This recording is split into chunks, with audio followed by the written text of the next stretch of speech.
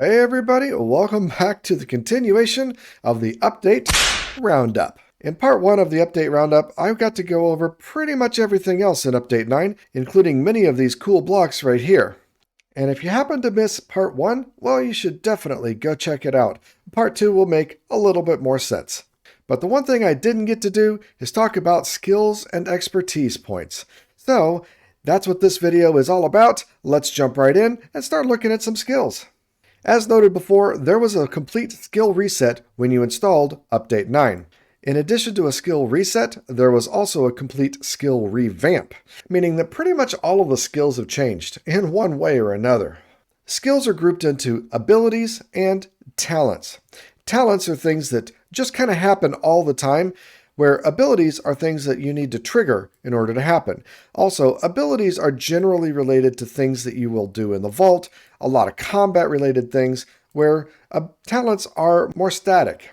Expertise are going to be a lot like talents, in that they unlock things or just give you a buff in some area, but you get a lot fewer expertise points because you only get one every 5 levels with a maximum of 20 possible. Now there are 32 possibilities that can be unlocked with expertise points, so you're going to have to be a little bit more picky about choosing these. But expertise points are incredibly difficult to remove, so you really need to be considering those as a permanent choice that you don't ever change. You can remove expertise with a neuralizer, but look at the cost on that. 4 Omega Pogs. Now this does reset all your expertise, but even at level 50, I don't know that I could craft an Omega Pog. So yeah, it's basically a permanent choice, and you really need to put a lot of thought into it before you go ahead and make your expertise selections. So let's start off talking about some abilities. And in order to demonstrate most of the abilities, we need a willing victim, aka this bunch of test dummies behind me in this little arena that I created on top of a tree. Now in general, I'm going to try to talk about all of the abilities that have changed. If an ability didn't change, well, I'm going to kind of just gloss over it. And I'm not going to go into a deep dive about the manage usage, efficiency, and whether it's appropriate for this or that build. Guides like that might come later, but at the moment, I'm not ready to make those kinds of statements. Now, as a quick overview, I went ahead and gave myself a bunch of skill points and maxed out every one of these abilities. And you can see that the overall max level for most of these abilities is significantly lower than the max level for the abilities in the previous version. In Update 8, many of these skills maxed out at 32 levels, and now 10 is the biggest number of levels that you have for any one skill. Now there are more skills available in Update 9 than there were in Update 8, and these are the new ones that we need to go over.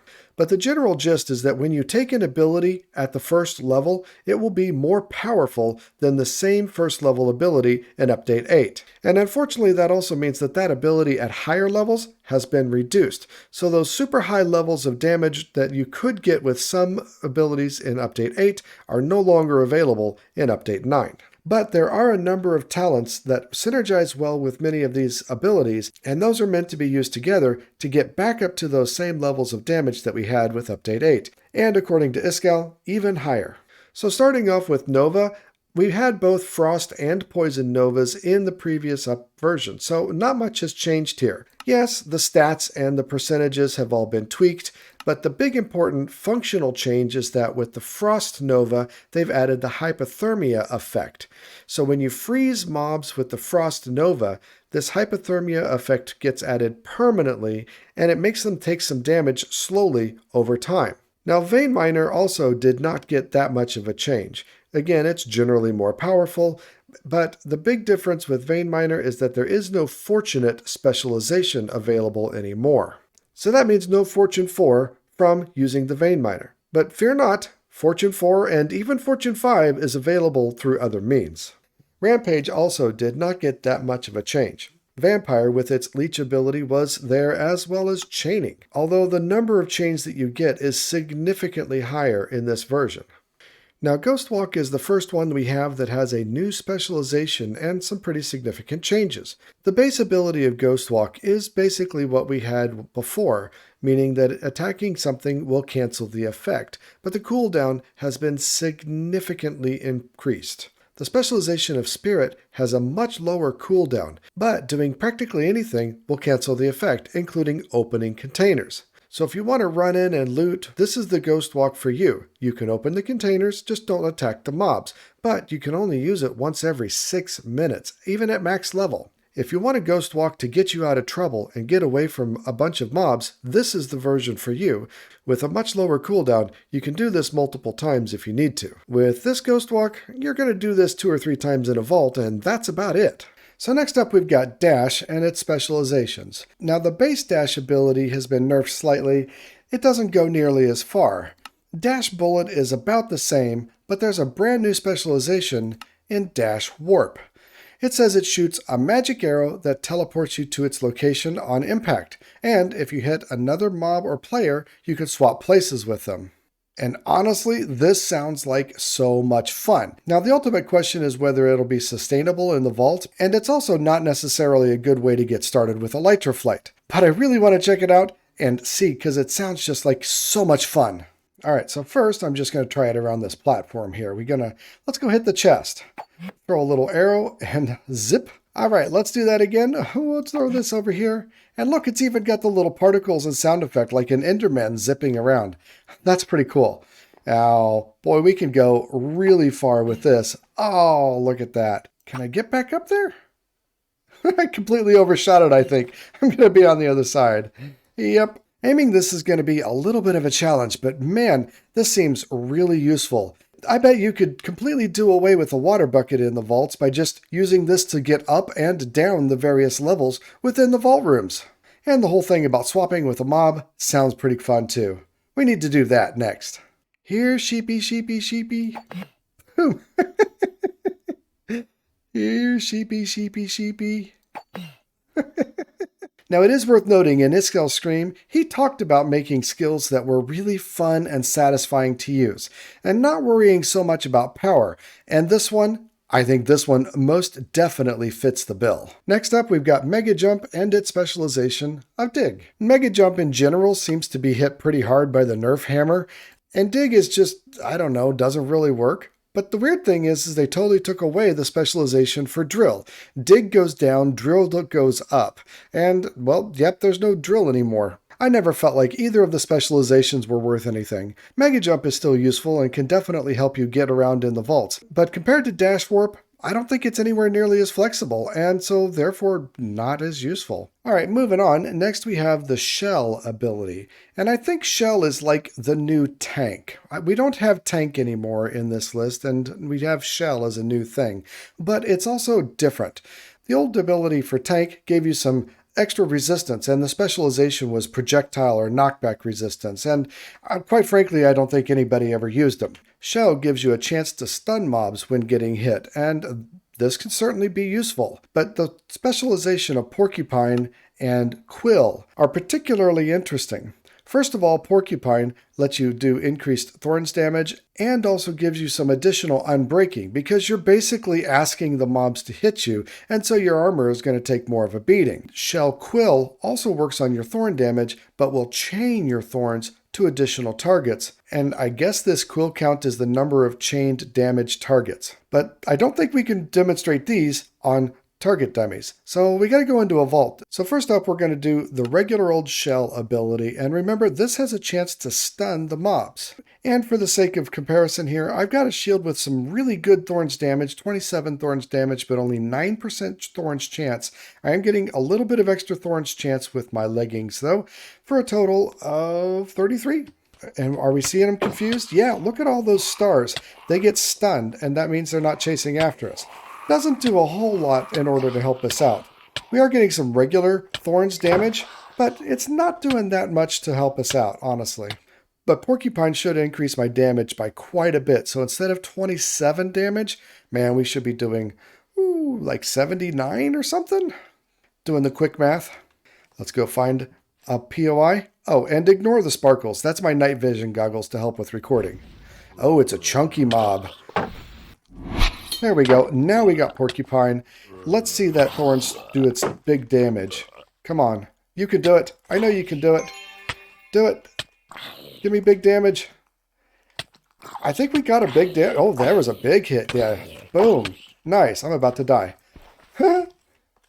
These chunky mobs make it a lot harder to do a Thorns build, I tell you.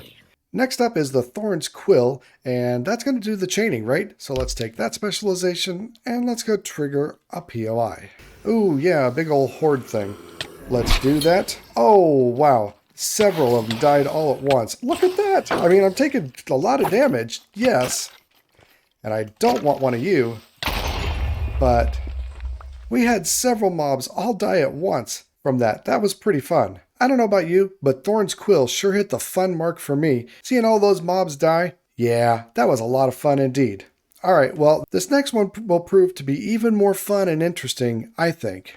And that is the totems. Yep, we're bringing totems into the game. If you've ever played World of Warcraft and a shaman character, yep, that is exactly what this does. You are popping down a totem and it is going to help you out with several different effects. The base totem does a heal within a range. And the really cool thing about all of these totems is they have a flat mana cost, not a per second tick.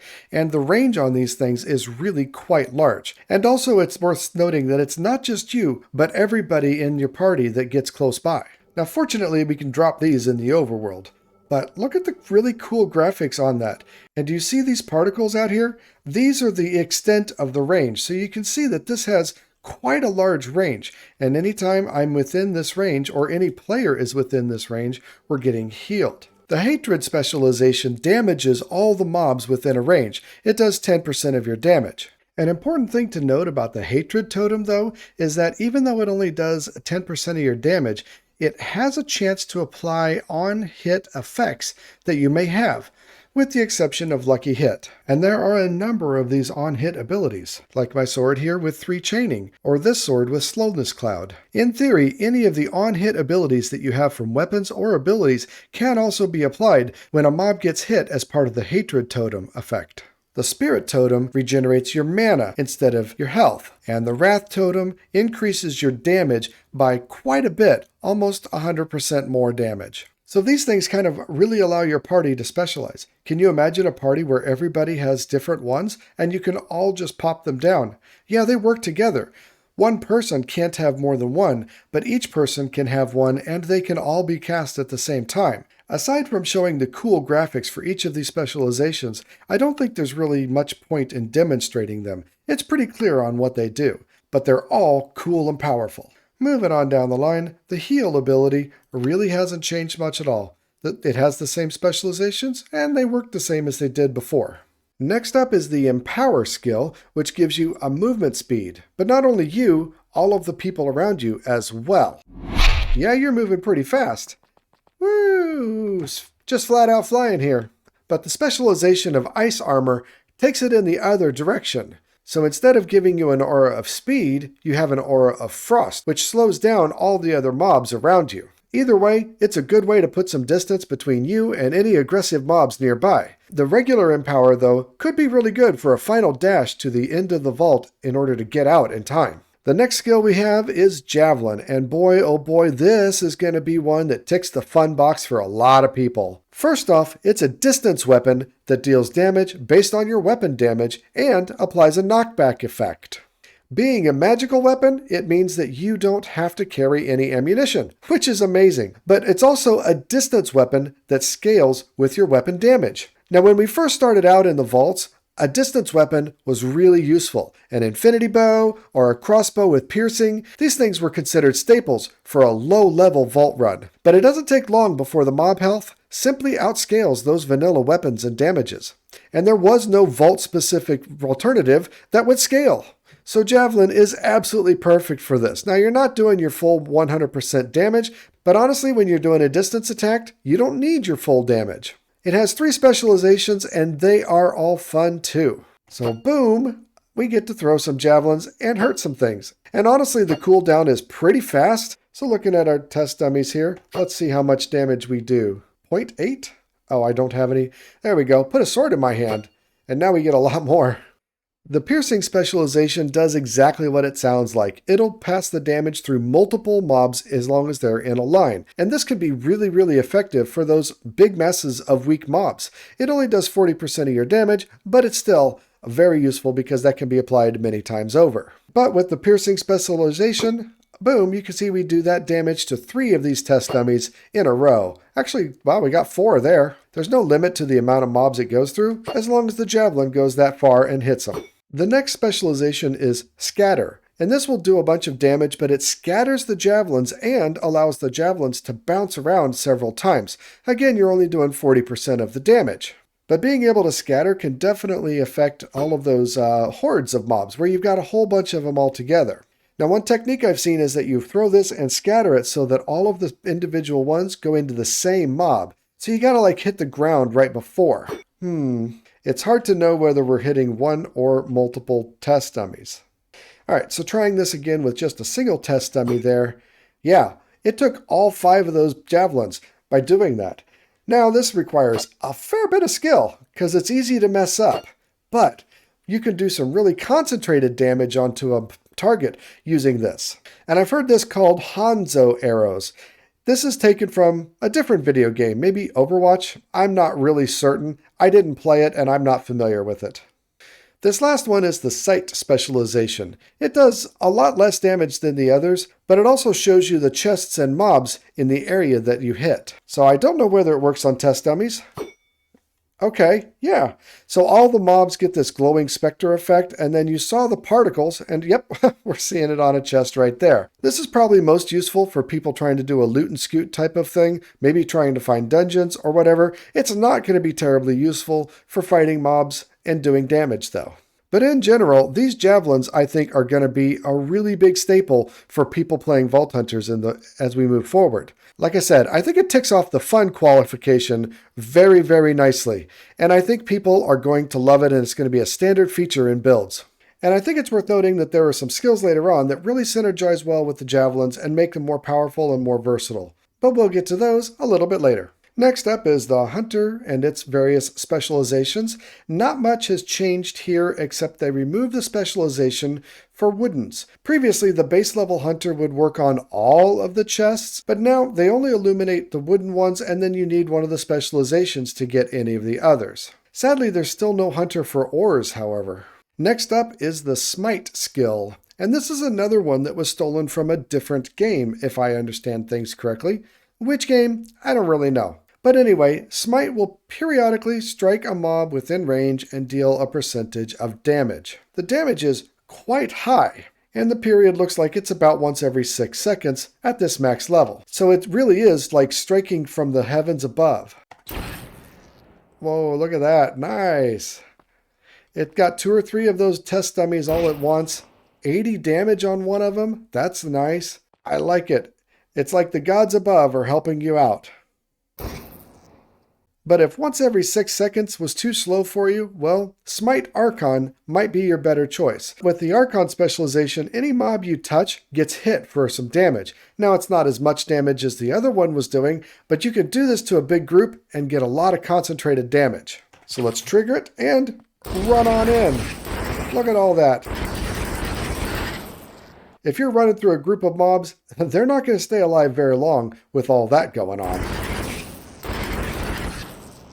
Okay, I was wrong about that. If 6 seconds for Smite is too long for you, Smite Thunderstorm is the answer.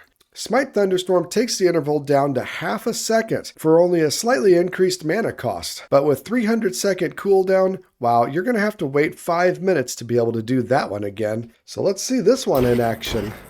Oh yeah, I like that a lot. I'm in creative, so this works indefinitely, but if you could sustain the mana on that, that looks juicy indeed. Next up, we have Taunt and its specialties of Fear and Charm. Now, Taunt and Fear haven't really changed, but Charm is brand new and offers a really cool impact to the game. So to recap, Taunt makes mobs want to attack you instead of other players. In an RPG context, this would be something that the tank would use in order to keep mobs away from the rest of the group. But generally in Vault Hunters, I don't think Taunt by itself has a lot of application. Taunt Fear is really nice because it makes the mobs run away and get pushed away from you for a pretty short period of time, 8 seconds. which is usually enough to run in and be able to loot a couple chests. But Taunt Charm sounds fun indeed. This will charm the mobs that are there and get them to fight for you. They do a percentage of your damage, not theirs, and you can get up to 4 mobs to attack you for 10 full seconds. So this would be like having 4 Eternals that never die, and you can keep summoning them over and over and over. Now, they're not as good as Eternals, but you can always get more mobs. You can't always get more Eternals, though, at least within the vault. Alright, so there's a POI in front of us. I think the big thing is what happens to the mobs after they've been charmed. So let's run in and give it a shot. Oh, there's a bunch of them. There we go. Charmed a bunch of them. They're doing a really good job of taking care of their compatriots. And now they're back to being hostile to us. And I'm in creative mode, so they're not trying to attack me now. But if I were... Yep, boom. They're back. The fact that we charmed them doesn't really matter. But I do think it did a pretty good job of taking out half those horde of mobs in there, right? It can be quite tricky to use, though, unfortunately. Trying to test this, I ran into multiple POIs where only 1 or 2 mobs spawned, and then I charmed both of them, and I just had to wait for the charm to wear off and kill the mobs before I can continue trying to demonstrate it. So you've got to be careful about when to use it, and only use it when there's a big enough group of mobs that you're not going to get them all charmed at the same time. But in terms of the fun factor, I think charmed really comes through. Next up, we have Stonefall and its specializations, all of which have been revamped in some way. First off, the base Stonefall has been nerfed pretty hard. Now, Stonefall used to just flat out eliminate the fall damage, but now it says it reduces it, and it reduces it by 50% initially. It's not until you get to level 2 that the damage reduction goes to 100%. And from here on out, the knockback just gets bigger and bigger and bigger. I don't really see myself jumping into a bunch of mobs, but being able to mitigate fall damage for 2 points is still pretty useful. The 2 previous specializations dealt with powdered snow and lava, which both have been removed from the game, and so we've had to get brand new specializations for Stonefall. Surefoot replaces the knockback with weapon damage, so it doesn't even eliminate your fall damage completely, only by 40%, but it amplifies your weapon damage by 160%. Alright, so let's test it by jumping down into all these dummies. 34 damage. Pretty good.